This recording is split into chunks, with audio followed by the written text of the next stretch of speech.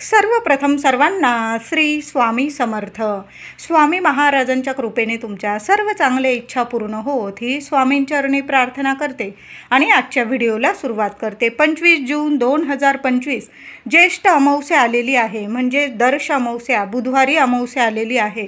अमावस्या प्रारंभ होणार आहे मंगळवारी 24 जून मंगळवार रोजी सायंकाळी 7 वाजता ही ज्येष्ठ अमावस्या तिथी प्रारंभ होणार आहे आणि 25 तारखेला बुधवारी सायंकाळी 4:01 ही अमावस्या तिथी समाप्त होणार आहे. आपण 24 जूनला सुद्धा काही उपाय सेवा करू शकता संध्याकाळी 7 वाजेनंतर आणि 25 तारखेला सुद्धा आपण सेवा उपाय करू शकतो. आपल्याला आता दर्श अमावस्येला काही खास उपाय आणि सेवा करायच्या आहे, जेणेकरून आपल्या आयुष्यातील जे काही पितृदोष असतील, काही अडीअडचणी असतील, संपूर्ण निवारण होतील आणि महादेवांची ज्येष्ठ अमावस्या, दर्श अमावस्या, प्रत्येक अमावस्या जशी लक्ष्मीनारायणाला समर्पित असते तशी दर्श अमावस्या भगवान शिवशंकरांना सुद्धा समर्पित असते. म्हणून महादेवांच्या मंदिरात जाऊन सुद्धा आपल्याला काही सेवा करायची आहे. तर ज्येष्ठ अमावस्येला सकाळी लवकर उठायचं आहे सर्वांनी आणि अंघोळीच्या पाण्यात महिलांनो उपाय जरूर करा. जी काही शारीरिक मानसिक त्रास असतील, तुमच्या मागे कुणाची नजरबाधा लागलेली असेल, कारण मुलांची किंवा आपली थोडी प्रगती व्हायला लागली की कुणाची ना कुणाची नजरबाधा होऊन जाते, मग कामात अडीअडचणी येतात, हवं तसं फळ मिळत नाही, कुठल्याही कामात आपल्याला नैराश्य येत असतं, अपयश येत असतं. अशा गोष्टी जर तुमच्या आयुष्यात घडत असतील किंवा नसतील घडत तरी पण प्रत्येकाने ज्येष्ठ अमावस्येला काही उपाय नक्की करायचे आहे. महिलांनो, अंघोळीच्या पाण्यात चांगलं थोडंसं चमचाभर जाडं मीठ, समुद्री मीठ नसेल घेऊन या. मीठ कधीच संपू देऊ नका. बारीक मीठ आपण जेवणात वापरतो ते तर आपल्या घरातलं कधी संपू द्यायचं नाही, पण समुद्री मीठ सुद्धा आपल्या घरातून महिलांनो कधीच संपू देऊ नका. अमावस्येला तर मिठाचे उपाय अवश्य करत जा. अंघोळीच्या पाण्यात अगदी लहान लेकरू असेल 1 वर्षावरील, त्यांच्या पाण्यात जरी तुम्ही चिमूटभर मीठ टाकलं चालेल. मुलांच्या किंवा तुमच्या पतिदेवांच्या घरातल्या प्रत्येक व्यक्तीच्या अंघोळीच्या पाण्यात थोडंसं जाडं मीठ आणि चिमूटभर तुरटीचा खडा तुम्हाला टाकायचा आहे. कितीही नजरबाधा असू द्या, कुठली बाहेरील बाधा वगैरे असेल, त्यामुळे तुम्हाला शारीरिक मानसिक त्रास होत असतील, संपूर्ण नष्ट होतील. म्हणून अंघोळीच्या पाण्यात 25 तारखेला बुधवारी प्रत्येकाने अंघोळीच्या पाण्यात या वस्तू टाकून जरूर अंघोळ करा, फायदाच होईल तुम्हाला. अंघोळीनंतर आपल्या देवघरातील देवांना सुद्धा छान असा अभिषेक करायचा आहे. तुमच्या घरात शिवपिंडी असेल तर अवश्य अभिषेक करायचा आहे. देवघरातील देवांना अभिषेक करताना पाण्यात थोडंसं चमचाभर दूध टाकून घ्या आणि चंदनाची पावडर असेल तुमच्याकडं तर चिमूटभर ती टाकून घ्या आणि त्या पाण्याने दूध आणि चंदनाची पावडर मिश्रित पाण्याने सर्व देवी देवतांना आपल्याला अभिषेक करायचा आहे. खास करून शिवपिंडीवर अशा पाण्याने नक्की अभिषेक करा. खूप सुंदर अनुभव येतील. देवांना छान अशी पिवळी फुलं, महादेवांना पांढरी फुलं, बेल फूल छान अशी पूजा करायची आहे. माता लक्ष्मीची मूर्ती असेल, श्रीयंत्र असेल तर या दिवशी गुलाबाचं किंवा लाल जास्वंदाचं फूल आधी गणपती बाप्पाला अर्पण करा. माता लक्ष्मीला अर्पण करायचं आहे. माता लक्ष्मीची मूर्ती असेल, श्रीयंत्र असेल किंवा तुमच्या कुलदेवीचा टाक असेल, महिलांनो 11 वेळा, किमान 11 वेळा ओम श्रीम नमः किंवा ओम कुलदेवताय नमः या मंत्राचा जप फक्त 11 वेळा करायचा आहे. 1-2 मिनिटच लागणार आहे, पण सेवा चुकवू नका. आयुष्याचं कल्याण होईल. महिलांनो, दर अमावस्येला, पौर्णिमेला, शुक्रवार, मंगळवार आठवणीने आपल्या देवींना आधी आपण कुंकुमार्चन, कुंकवाचा अभिषेक करत जा आणि स्वतःच्या कपाळीसुद्धा कुंकू लावत जा. सुख सौभाग्यात इतकी वाढ होईल. म्हणून उद्या आठवणीने आपल्या कुलदेवीला, माता लक्ष्मीला कुंकुमार्चनची सेवा नक्की द्या. काहीतरी गोडाधोडाचा नैवेद्य दाखवता आला तर दाखवा, नाहीतर गुळाचा, साखरेचा दाखवला तुम्ही तरीही चालेल. खडी साखर असेल, खडी साखरेचा नैवेद्य दाखवा, पण आठवणीने गोडाधोडाचा नैवेद्य दाखवायचा आहे. तुम्हाला जर अमावस्या तिथीत माता लक्ष्मीला खिरीचा नैवेद्य दाखवायचा असेल, अतिशय उत्तम. छान अशी खीर बनवा आणि माता लक्ष्मीला, देवी देवतांना नैवेद्य दाखवायचा आहे. ज्येष्ठ अमावस्येला आपण घरात तर शिवपिंडीवर अभिषेक करणारच आहोत, पण प्रत्येकाने महादेवांच्या मंदिरात जरूर जा. आता ज्यांना जाता येईल त्यांनी नक्की जा, ज्यांना नाही जाता येत त्यांनी घरी जरी अभिषेक केला आणि पूजा सेवा केली तरीही चालेल. ज्यांना महादेवांच्या मंदिरात जाऊन सेवा करता येईल त्यांनी घरी पण सेवा करा, मंदिरात जाऊन सुद्धा सेवा करा. अभिषेक घाला, दुधाचा घाला, साध्या पाण्याचा घाला, पंचामृताचा घाला. साधं पाणीसुद्धा महादेवांना खूप प्रिय आहे. भरभरून झोळी भरून देतात, भोले भंडारी आहेत. म्हणून अमावस्येला ही सेवा अजिबात चुकवू नका. प्रत्येक दर्श अमावस्या महादेवांना, शिवशंकरांना समर्पित असते. जे काही पितृदोष असतात, काही इडापिडा असते मागे, महादेव क्षणात नष्ट करतात आणि आपली झोळी भरभरून देतात. आपली प्रत्येक इच्छा न मागता पूर्ण करून देतात. म्हणून दर्श अमावस्येला महादेवांच्या मंदिरात जाऊन सेवा करायची आहे. महादेवांना पाण्याने, दुधाने अभिषेक घाला. चंदन, भस्म नेलेलं असेल अर्पण करा. बेल, फूल अर्पण करा. काहीतरी गोडाधोडाचा नैवेद्य दाखवा किंवा तुम्ही एखादं फळ तुम्ही नैवेद्यात ठेवलं तरीही चालेल. घरी येताना जलाधारीच्या इथून थोडंसं तीर्थ घ्यायचं, स्वतः पिऊन घ्या किंवा घरात कुणाला काही आजारपण वगैरे असेल, घरात काही त्रास असतील, तुम्ही घरात आणून मुलाबाळांना दिलं तरीही चालेल. एखादं बेलपत्र शिवपिंडीवरून उचलून तुम्ही स्वतः खाऊन घेतलं किंवा मुलांना काही अडीअडचणी असतील त्यांना खायला दिलं तरीही चालेल. पण ज्येष्ठ अमावस्येला चुकूनसुद्धा या सेवा करत आहात आणि मांसाहार, मद्यपान करत आहात, तुमच्या सेवा व्यर्थ आहे, उलट पापच लागणार आहे. म्हणून मांसाहार, मद्यपान होणार नाही. जरी बुधवार आहे, बऱ्याच ठिकाणी बुधवारी मांसाहार होतो, पण ज्येष्ठ अमावस्या आलेली आहे, बुधवारी मांसाहार करू नका, कृपया करू नका. ज्येष्ठ अमावस्येला महिलांनो घरात स्वच्छता ठेवा. घरदार इतकं स्वच्छ करून ठेवा की माता लक्ष्मी धावत आपल्या घरात आली पाहिजे आणि आपलं घर, आपला उंबरठा सोडून कधी बाहेर पाऊल ठेवायला नको. माता लक्ष्मीने अखंड आपल्या घरात वास केला पाहिजे. अगदी हसत मुखाने आपले प्रत्येक स्वप्न माता लक्ष्मीने पूर्ण केलं पाहिजे. मी म्हणत नाही की फक्त पैसा दिला म्हणजे सगळं सुख ऐश्वर्य मिळालं म्हणजेच आपण सुखी, असं नाही. ज्या घरात माता लक्ष्मी टिकून राहते तिथं मुलाबाळांची प्रगती होते, प्रत्येक कामात यश मिळतं, आरोग्य राहतं, लक्ष्मी नारायणांची कृपा राहते आणि भरभराट होते. आपल्या घरात सुख, ऐश्वर्य, आरोग्य प्रदान होतं आपल्याला. हीच तर माता लक्ष्मीची कृपा आपल्याला दर अमावस्येला मिळवून घ्यायची आहे. म्हणून अमावस्येला आपल्या घरात स्वच्छता राहील महिलांनो, याची जरूर काळजी घ्यायची आहे. उंबरठ्यावर सकाळीच 25 तारखेला बुधवारी सकाळीच उंबरठा स्वच्छ पुसून घ्यायचा आहे. हळद आणि गोमूत्राचं थोडंसं पातळ लेपन केलं तरीही चालेल, पण गोमूत्र आणि हळदीचं लेपन उंबरठ्यावर जरूर करा महिलांनो. दार स्वच्छ पुसून घ्या. तुम्हाला हळदी कुंकवाने स्वस्तिक काढायचं असेल दारावर, अतिशय छान दिवस आहे. असं नाही की अमावस्या आहे आणि आपण हे करायचं नाही, ते करायचं नाही. उलट अमावस्येला जेवढं घरदार स्वच्छ करता येईल ना तेवढं करायला आपण प्रयत्न केला पाहिजे. बघा माता लक्ष्मी पण खूप आपल्यावर प्रसन्न होते.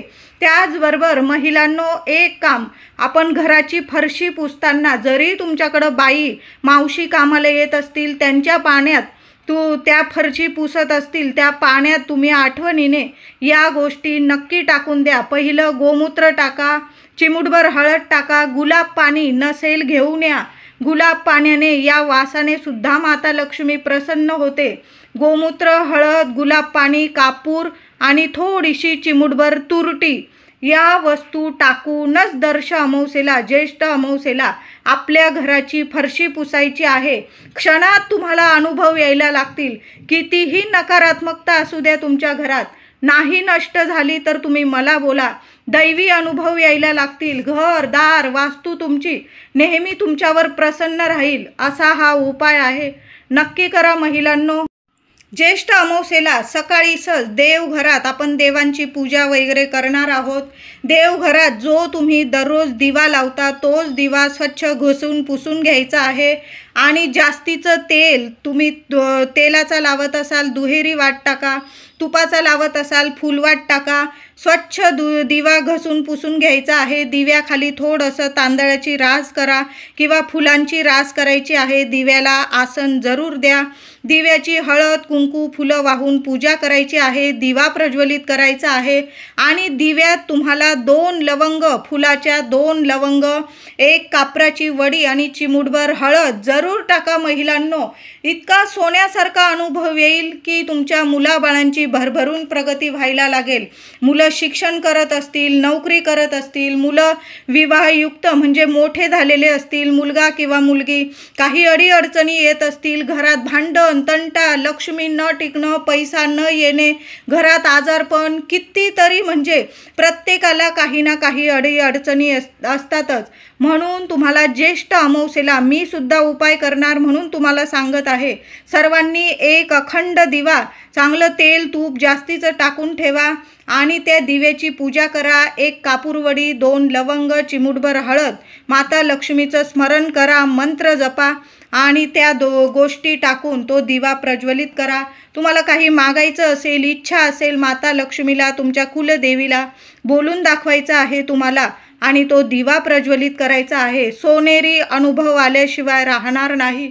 4ही दिशांनी लेकरा बाळांची, पतीची, कुटुंबाची भरभरून प्रगती व्हायला सुरुवात होईल, रक्षण होईल। रक्षण कवच दिवा आहे हा। प्रत्येक अमावस्येला असा एक दिवा जरूर लावावा। म्हणून ज्येष्ठ अमावस्येला असा एक दिवा जरूर लावा। नुसती मातीची पंती लावल्या आणि ह्या वस्तू टाकल्या तुम्ही तरीही चालेल, अनुभव नक्की येईल तुम्हाला। भाताचे उपाय आपल्याला करायचे आहे। महिला असतील, महिलांना 4 दिवस वगैरे असेल, माझ्या दादांनी केले हो उपाय तरीही चालेल, पण नक्की करा। काही पितृदोषामुळे तुमच्या घरात अडीअडचणी येत असतील तर त्या संपूर्ण निवारण होतील, तुमच्या घरातील पितृ तृप्त होतील। म्हणून दर अमावस्येला हे उपाय न चुकता नक्की करावे। 25 तारखेला म्हणजे बुधवारी दुपारी 12 ते 1 वाजेदरम्यान दही भाताचा हा उपाय जरूर करायचा आहे। थोडासा गोळाभर भात शिजवून घ्यायचा आहे तुम्हाला। कधी पण पित्रांना भात शिजवताना अख्खाच तांदूळ घ्या। अगदी राशनिंगचा वापरला तुम्ही तरीही चालेल, पण अख्खाच तांदूळ घ्यायचा आहे। तुकडा वगैरे तांदूळ वापरू नये। देवांना किंवा पित्रांना नैवेद्य वगैरे दाखवतो आपण, काही उपाय वगैरे करतो, त्याला कधीच तुकडा तांदूळ वापरू नये। आपण रोज जेवताना वापरला चालेल, पण कधी पण देवांना नैवेद्यात किंवा पित्रांची सेवा करताना कधीच तुकडा तांदूळ वापरू नये। तर अख्खा तांदूळ घ्यायचा आहे, फक्त मूठभर तांदूळ लागणार आहे। थोडासा मऊसूद भात शिजवून घ्यायचा आहे आणि त्यावर चमचाभर ताजं दही टाकायचं, थोडीशी चिमूटभर साखर टाकायची आहे। एखाद्या वाटीत किंवा पत्रावळीवर तो भात ठेवायचा आहे। घरात पित्रांचे फोटो असतील पुसून घ्यायचे, तिलक वगैरे लावा। एखादा दिवा लावता आला तुम्हाला पित्रांसमोर ज्येष्ठ अमावस्येला नक्की लावा। दक्षिणेकडे तोंड करून एक दिवा लावायचा आहे, दही भाताचा नैवेद्य दाखवायचा। नंतर तो दही भात घराबाहेर न्यायचा आहे तुम्हाला। तुमची गच्ची असेल किंवा घराबाहेर एखादं झाड असेल जिथं कावळे येतात आणि लगेच भात वगैरे अन्न वगैरे खातात, अशा ठिकाणी जाऊन तो दही भाताचा नैवेद्य तुम्हाला ठेवायचा आहे। पित्रांना मनापासून प्रार्थना करा। तुम्हाला काही अडीअडचणी असतील पित्रांना सांगा, नमस्कार करा, क्षमा याचना मागून घ्या आणि तो दही भाताचा नैवेद्य घराबाहेर किंवा गच्चीवर तुम्हाला ठेवायचा आहे। मागे वळून पाहू नका। का चिमणी खाते, पाखरं खातंय, कबूतर खातंय, तुम्ही तुमचं कर्तव्य केलेलं आहे। अमावस्या तिथीत आपल्या पितृदेवांसाठी आपण दही भात, घासातला घास काढून ठेवतो, हेच आपलं कर्म आहे। बाकी आपले स्वामी आहेत। फक्त दही भात आठवणीने कावळ्याला, पित्रांना नक्की काढून ठेवा।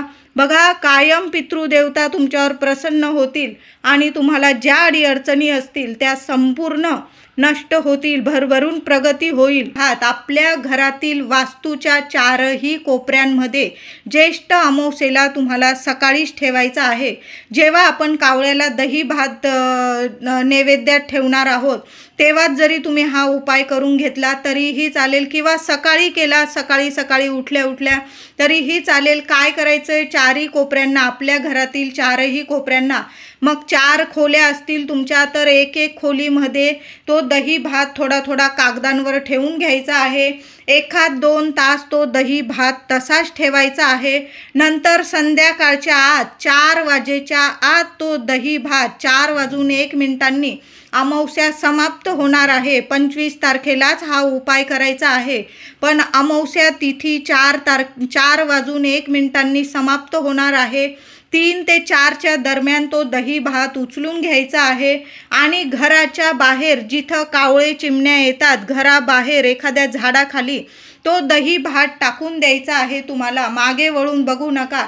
बघा, कितीही वास्तुदोष असतील, काही नकारात्मकता असेल तुमच्या घरात तर ती संपूर्ण नष्ट होईल असा हा दही भाताचा उपाय आहे.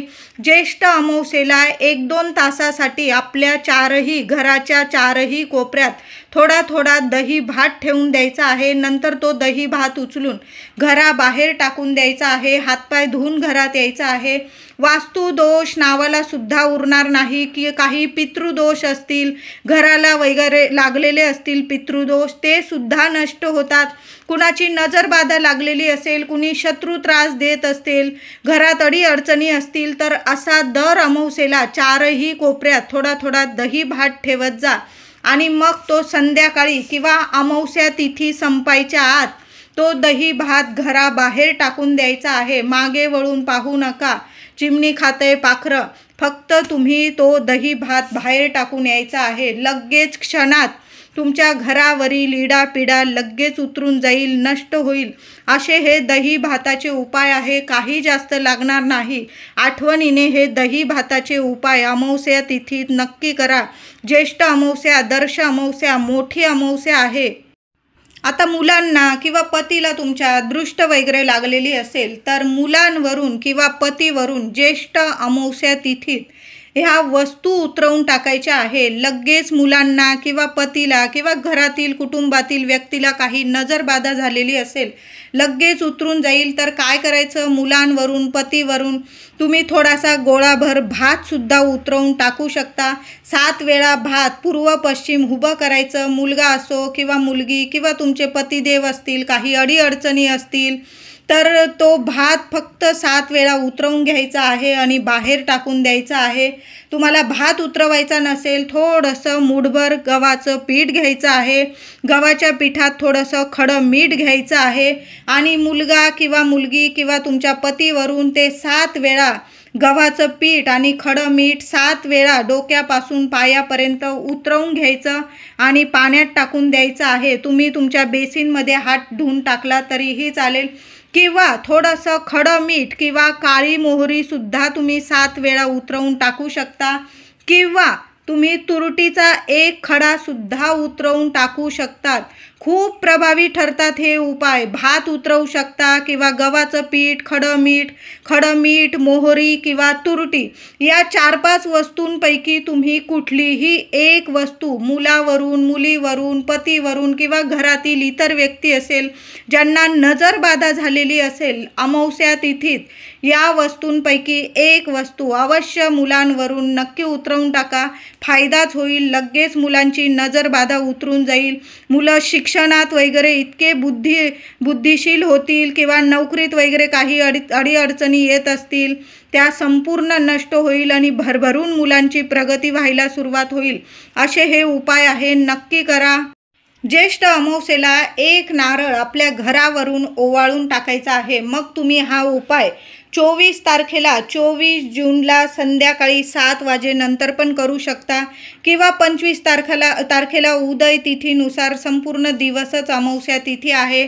मग तुम्ही संध्याकाळी 4 वाजेच्या आत पण हा उपाय करू शकता. 24 तारखेला पण उपाय केला चालेल, 25 तारखेला पण चालेल. फक्त 1 नारळ घ्यायचा आहे. छोटा घ्या, मोठा घ्या. ज्यांना परवडत नसेल तरी त्यांनीसुद्धा 1 नारळ आपल्या घरावरून उतरवून नक्की टाका.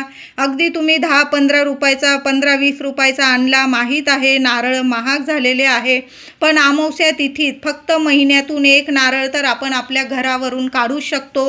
म्हणून 1 नारळ आपल्या घरावरून काढायचा आहे, म्हणजे उतरवून टाकायचा आहे. महिलांनी हा उपाय केला चालेल, पुरुष दादांनी केला चालेल, घरातल्या कर्त्या व्यक्तीने हा उपाय करायचा आहे. तर आपल्या घराची दृष्ट आपणच उतरवायची असते. घराच्या मुख्य दाराबाहेर जायचं आहे. दाराकडं बघत आपल्याला एक नारळ हातात घ्यायचा आहे आणि नारळाची शेंडी घराकडं आपल्या दाराकडं आली पाहिजे. अशा पद्धतीने तो नारळ दोन्ही हातात पकडायचा आणि उंबरठ्यापर्यंत वरच्या चौकटीपासून खालच्या उंबरठ्यापर्यंत नीट 7 वेळा तो नारळ उतरवून घ्यायचा आहे.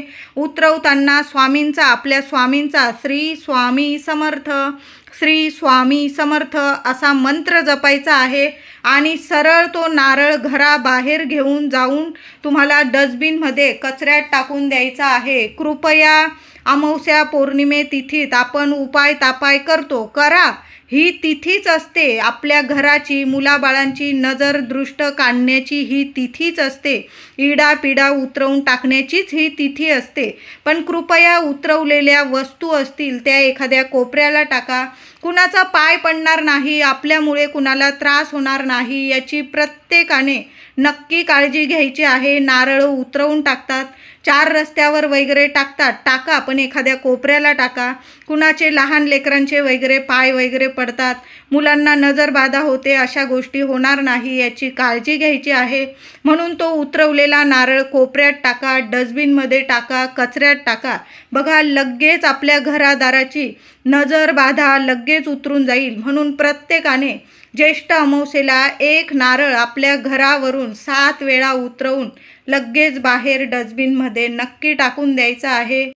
ज्येष्ठ अमावस्येला संध्याकाळी नारळावर सुद्धा कापूर जाळू शकता तुम्ही महिलांनो. तुम्हाला जर कापूर होम करायचा असेल तर एक लहान किंवा मोठं, तुम्हाला जे नारळ परवडेल ते एक छोटं किंवा मोठं, नियम नाही. फक्त चांगला नारळ, शेंडीचा नारळ बघून आणायचा आहे. एखाद्या डिशमध्ये ठेवा किंवा एखाद्या भांड्यात, म्हणजे नारळ हलणार नाही. आणि त्या नारळावर एक एक कापूर जाळायचा आहे. 7 कापूर जाळायचे आहे. भीमसेन कापूर असेल तर अतिशय उत्तम. आधी देवघरासमोर आपल्याला एक कापूर जाळायचा, देवांना ओवाळायचा आहे. नंतर संपूर्ण घरात तो एक कापूर जाळत कापूर होम करायचा आहे. नारळावर कापूर जाळायचा आहे. नारळ जर त्याच दिवशी तडकला तर तुम्ही वाहत्या पाण्यात सोडू शकता.